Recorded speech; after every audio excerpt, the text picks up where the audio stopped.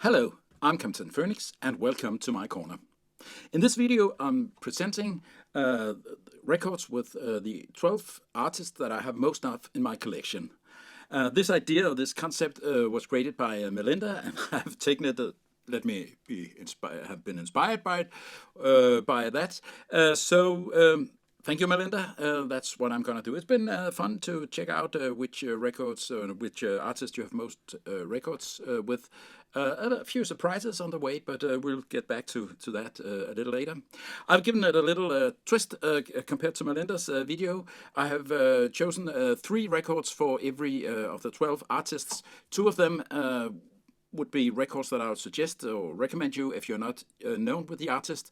And the last one is a little my personal choice. It could be an easy entry record as well, or maybe a little more specific or peculiar one. So yeah, and it's not jazz. All of it, a lot of it is, but yeah. If you're not already a subscriber, please consider subscribing. Give a thumbs up if you like the video, and for those of you who are subscribing already, thank you very much. Well, that's it. With no further ado, let's get started.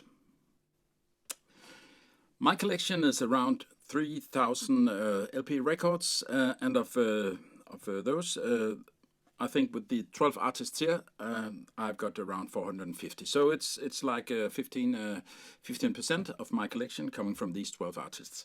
And the first one, number 12 on the list, an artist which I learned to know in 1984 when I visited New York City and watched a movie called Purple Rain. And then you'll know that it's Prince. This is not Purple Rain. This is the one I would suggest you to buy if you're new to print. I can't imagine that anybody is, but yeah. Prince and the Revolution, Parade. On this one, there's several good tunes. There's Kiss, very swinging disco-like tune, and there's Sometimes It Snows in April, which is just a very, very pretty song. The next one. And the first one was from 1986, and this one, Sign of the Times, I think this is Prince's best album. It's from '87. It's a 2 LP. Yeah, it's not a gatefold, but 2 records in it. And yeah, it's a must-have. I would say if you're into anything close to Prince, this is a great album.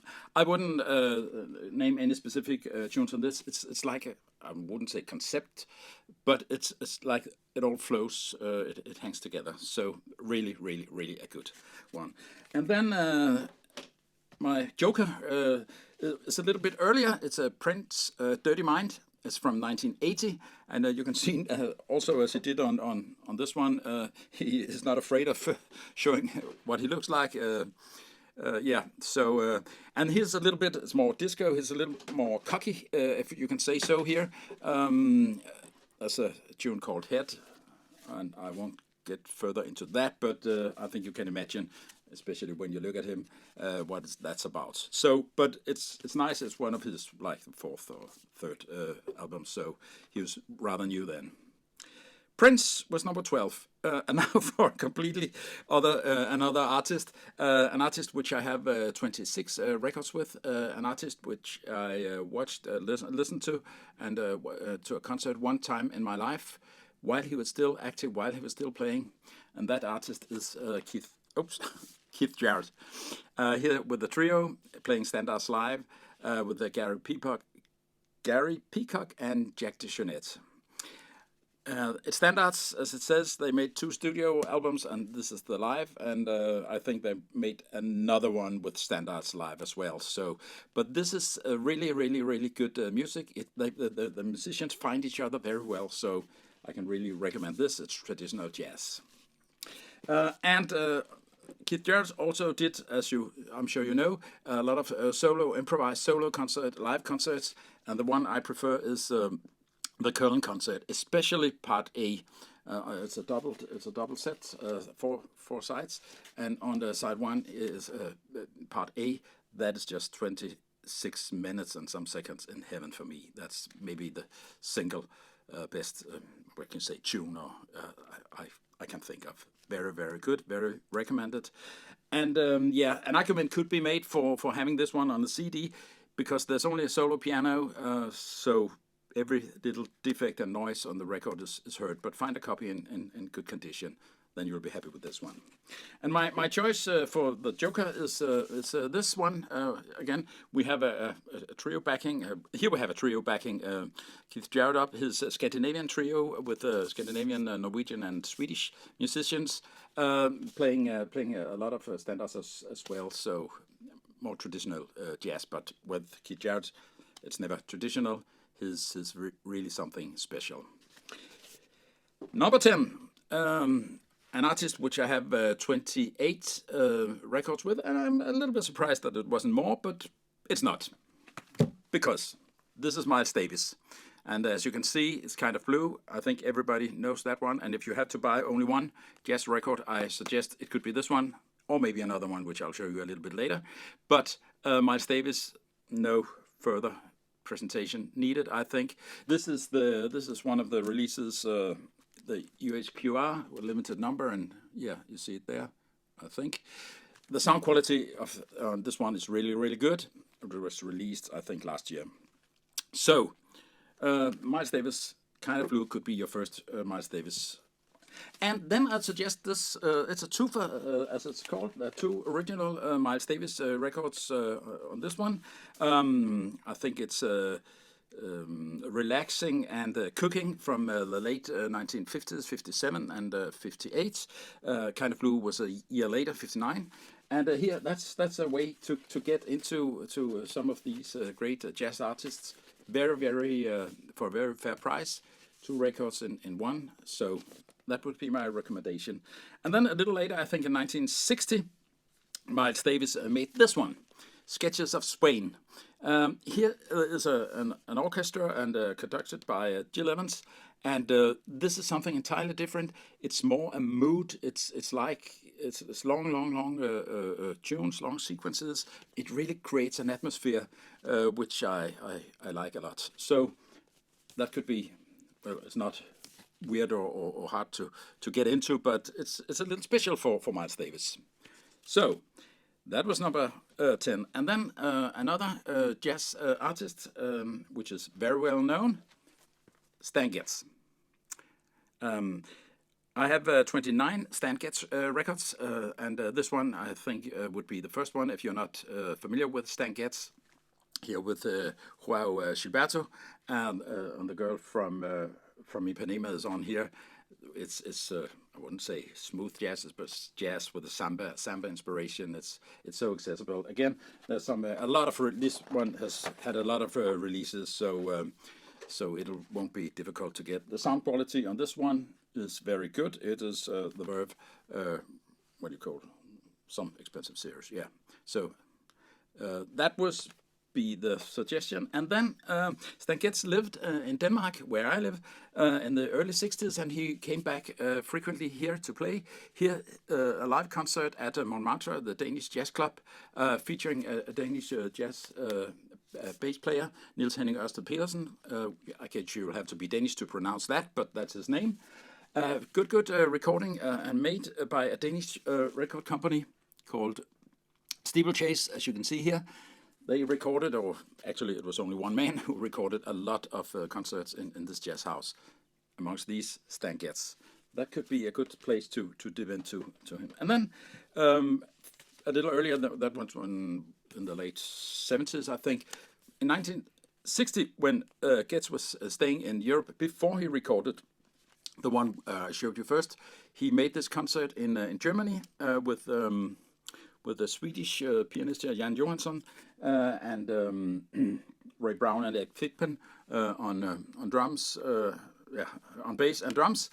That was actually Oscar Peterson's part of his trio a few years later when he made Night Train and others. We Get Requests. So really, really good company Stan Getz has gotten into here. And yeah, this one was released not so many years ago, but the recording was from 1960, as you can see. So that's my joker here. And then we are at number 8, with 29 records as well as with Gets. The only Danish artist I have on my list, and this is a guy called Sebastian. Nobody outside Denmark, except for maybe in Norway, probably knows of Sebastian. He made his first recording in around 1970. This one is called Den Store Flugt, the Great Escape, maybe. It's a beautiful cover. Fantastic drawing here, and maybe you can see that the paper is, like it's got some structure in it. So it's really nice to look at and touch, and the music is very good. It's from 1972. It was one of the first records I bought. Here I see I put on a sticker from where I lived with my parents. So I must have been very proud of this record. It's social, kind of not critical of society, but yeah, in some places it is. But it isn't outdated, even though it's that old.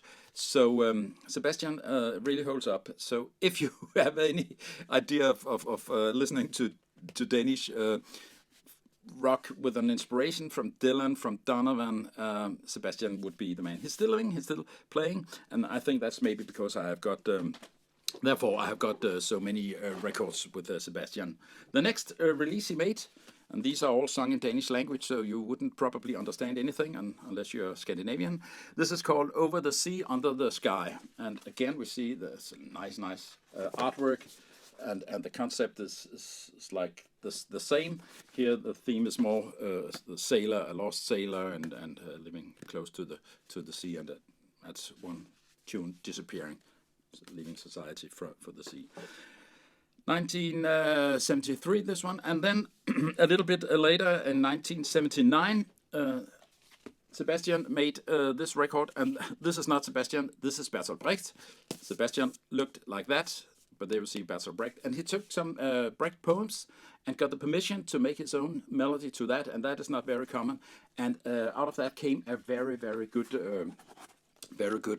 record. It's a single, but it really holds up great. And with this, what do you call it? Indignation, this social engagement that Sebastian had and Bertolt Brecht had as well. So then we close for the Danish contributions and go back to one of the artists that inspired Sebastian early in his career. Number 7, I've got 30 records with this gentleman. Yeah, it's Bob Dylan, of course. And here we got, I suggest that if you're new to Bob Dylan, and I guess nobody is, but yeah, this is an early one with Claudia Cardinal's picture here. Yeah, so this is Blonde on Blonde, of course, and it's a 2 LP, a really great record, a lot of great tunes on it. Yeah, too many to mention. I think there's not really a weak tune here. It is 1966, and a year before that, Dylan made this one, Highway 61 Revisited. Like a Rolling Stone is on this one, and Desolation Row, and yeah, also a fantastic record. I think these two that I've just shown you are amongst the best on all lists of Bob Dylan albums. So, not new to many people. The third one, the Joker, well, not really a Joker, but yeah, that's my personal preference amongst Bob Dylan's records. Blood on the Tracks, 70, just in the end of 74, or maybe end of 75, I don't recall, 75 I think. This one was released, and though Dylan denies that this is about him and his marriage, which was almost ending there with Sarah, everybody thinks it is, and even his son has said it's like hearing my parents talk. In this is a fantastic, good record. There's been an official re-release, the bootleg series, More Blood and More Tracks, it's called. Gives us the same tunes and the other variation, as that's good as well.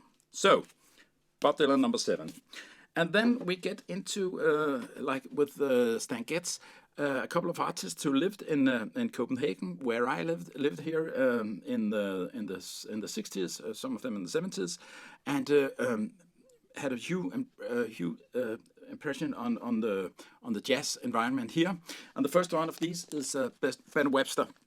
Here I've chosen Ben Webster at Ease, recording from 1969. I think it's made in the Netherlands. Yes, it is. But he lived and he's buried in Copenhagen. This is really nice, relaxed jazz. You can hear some of the tunes. There's not much sound. You can hear the air, almost only the air from the saxophone. This is great. Of course, he started somewhere else, big band. I haven't chosen that.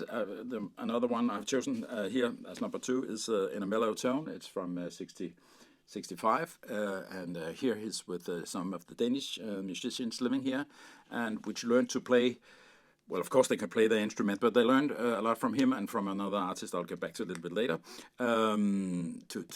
They brought some American inspiration to a very local jazz community and made a big impression here. So this could be the second one if you want to go into Ben Webster. And the last one I've chosen here is The Last Concert, and we are back in the Netherlands again. The last concert, only a few weeks before Ben Webster died. And maybe you can see he's a little bit, well, maybe tired, maybe, well, he had a little bit of a tough life. But I think he had a good time in living in Copenhagen, playing in Denmark and in the Netherlands. So that would be my suggestion as a joker. I got 32 records with Ben Webster. And then for another gentleman who lived here in Copenhagen, got here because he had problems staying and playing in the States. He lost his cabaret license due to drug abuse, but he came to first to, I think, England, and then to Copenhagen, and lived here for many years, and that is Dexter Gordon. And here I would suggest that the first one you'd buy with him would be this one, Go. It's normally in the top 20 of the best jazz records ever. So this is the one. Dexter Gordon even learned to speak Danish. So he was. This one is earlier. This one is from 72. I think he arrived in Denmark in 65 or something around that time. So, and he went back and lived in New York and in the States after well, maybe 10 years here in Copenhagen. So this would be the one, and then another one with him is One Flight Up. I suggest you get that as well. Here we've got again Niels Henning Ørsted, Kenny Drew and Art Taylor, Danish bass player. This is the Tone Poet release, which got out like a couple of years ago to 2021, and with that extra session photos. And look at this handsome man here. How about that? He's probably at a cafe in Paris. He looks really, really cool, I think. And he had a good time living in Europe for many years. The one I'd suggest, and I'm Danish, I'm from Copenhagen, so it'll be this one. A Day in Copenhagen, Dexter Gordon and Slide Hampton. Slide Hampton plays the trombone. Here we can see him. A great record, maybe of course not at the level with the others, but a funny one, and which has a connection to the city I live in. That was number 5, and then we stay into the jazz, and we stay into a musician that not lived but played a lot in Denmark and in Copenhagen. A musician that, as Dexter Gordon, had a problem with drugs as well. And that is Chet Baker. I could suggest you many of the Chet Baker's records. It's relaxed, it's easy to take in, it's accessible. This one, Chet Baker, It Could Happen to You. He plays and he sings. This one is 1958 recording, I think. Yeah, with Phil Joe Jones and Danny Richmond and drums, Kenny Drew, piano. So I got a lot of good musicians assisting him here as well. And he looks rather handy. I think you can see. Yeah. So this one, I think this is a Blue Note Classics. Well, can't be because it's a Riverside, but never mind. Yeah, a new release of a Note record. Another one, a couple of years older, is this one, Chet Baker Quartet #1. This is a Sam Records release. The French label have released this one a couple of years ago. A lot of the American musicians toured in Europe in the late 50s, and some with Lionel Hampton and some in other combinations, and they made some recordings over here. Some of that was after they had played the official concerts with Lionel Hampton, with others. They played with the local musicians, and a lot of these tapes have been kept, and there has been several releases of them lately. So a little spin-off for the American musicians coming to Europe. Here we see again, he looks really handy. And then the joker here would be, again, we are in Paris. The Chet Baker Trio live in Paris, 83-84. This is a 3LP. Record Store Day release from 2022. And here we see, well, I wouldn't call him maybe handy, but you can see Alive Lived here. And that was not so many years before he died. He fell out of a window, I think, from a hotel, and yeah, or was pushed. One never knows. But again, a good accessible music. I saw Chet Baker in Paris around this time, 84, not this concert, and that was an experience. I've told about that in another video, which I'll link to.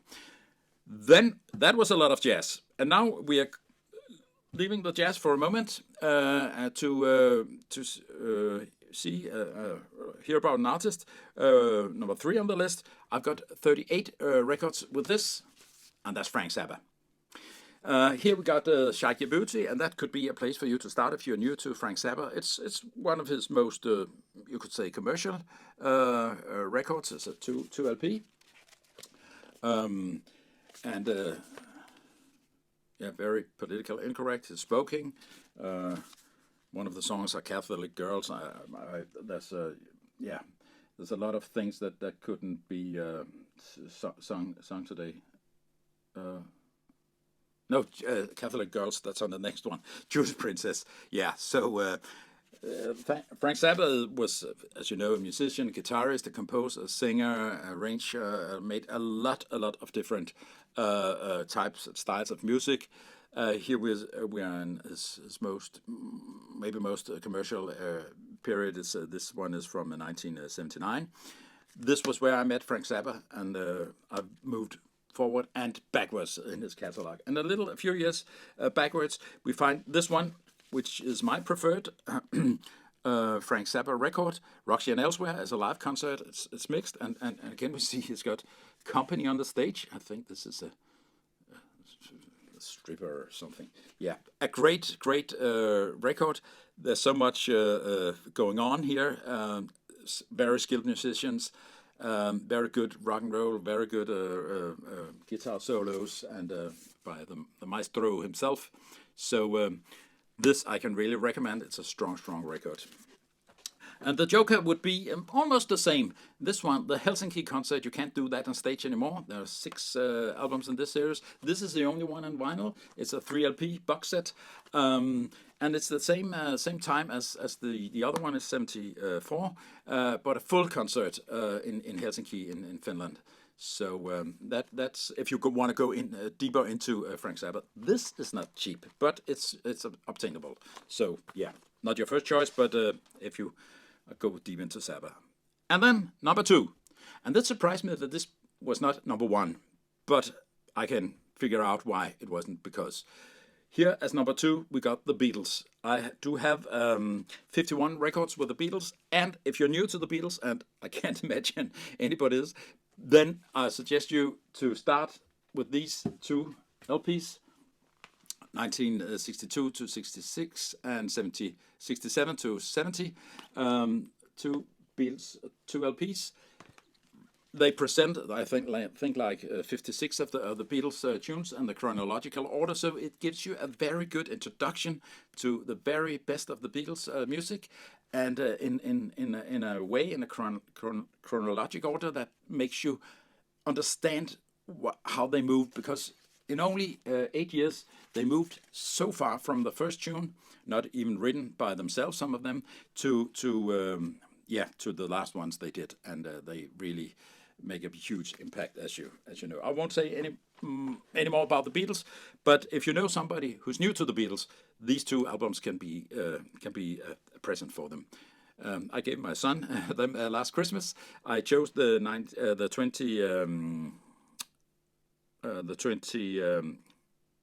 2016 release. It's made on analog from the analog material, but these albums were originally released in '73. And then, as a joker, I suggest you dip into this one, Let It Be Naked. This is from 2003, and it's Paul McCartney's take on what he thought that Let It Be should have been. As you might know, George Martin was only partly involved in it, and Let It Be album we know, the black one, but Phil Spector went in, and I'm not very fond of what he made. Here, they've taken out some of the small tracks that was not important. The flow is arranged. It starts with Get Back, it ends with Let It Be, and there's Don't Let Me Down is on this one as well. So this represents very well what I think Beatles tried to be with Let It Be, and which you can see in the movie, the Peter Jackson movie, Get Back, as it's called. And that was the title of what ended up as Let It Be a long way into the production. So this one, on vinyl, this is ridiculously expensive. I think it's like €100 or €150. It's available on CD as well. This one really should be repressed. So I'd suggest that if you're really going deep into the Beatles. And then the last one, the last artist, the one I have the most records with, 63 records. And this is, we're back to jazz. This is Bill Evans, my favorite jazz pianist, my favorite jazz musician. And if you're new to Bill Evans, I suggest you start with this Sunday at the Village Vanguard with his trio featuring Scott LaFaro, the bass player. He had a fantastic interplay with him. This is really a great record. So, start with this one. And then you could go on to something a little bit more, a little bit of the same with Eddie Gomez and Jack DeJohnette. Bill Evans made this one. It was recorded a few days after the Montreux album with Bill Evans trio, the same trio. The tapes were hidden or forgot for many years, and have been released by Resonance Records lately. I think it's 2016. And this is just as good as a studio recording, but a very great recording. There's probably some digital steps in it, but it sounds good, and it's a 2 LP, so it's it's really a good one. And then I've cheated a little because I've not taken 3 with Bill Evans. I've taken 4. This one, Waltz for Debbie. Where Monica Zetterlund, the Swedish singer, is singing tunes in partly in the Swedish language. Bill Evans didn't make any, not very many recordings with a vocalist, but these one are really good. He made, this is from '64, and he made one with her 10 years later. The quality is not the same recording-wise or sing-wise, but this one, it's really good. And somebody translated, or not translated, but put lyrics to his tunes, and that's a Swedish gentleman. I can't recall his name, but it ended with Bill Evans taking all the way from USA to Sweden to record this album here, and it's really great. And the very last one, and that's the cheat, is a little bit sad maybe, but it's this one. Bill Evans Trio, the last concert, the very last concert. It's recorded in the days around the 7th of September, or some concert in San Francisco on the 7th of September, and a week or 8 days later, Bill Evans died in New Jersey. So it's as you can see on this drawing here, he is tired. He had a troubled life in many ways. I could get back into that maybe another time. Here we see some pictures, and that's from a year earlier, I think from a Japanese tour. He looks better here, but it's also a year earlier. But the music is fantastic, even though he was very weak at that time. When he stepped onto the stage and started playing, you couldn't hear any of that. So if you really want to go all the way with Bill Evans, you could take this one as well. Yeah. Thank you for hanging on so long. It's been fun to make this video. I hope you got maybe some ideas, some inspiration for artists that you do not know, and where to start with them. So I'll say thank you for your time, and I hope to see you next time. Thanks.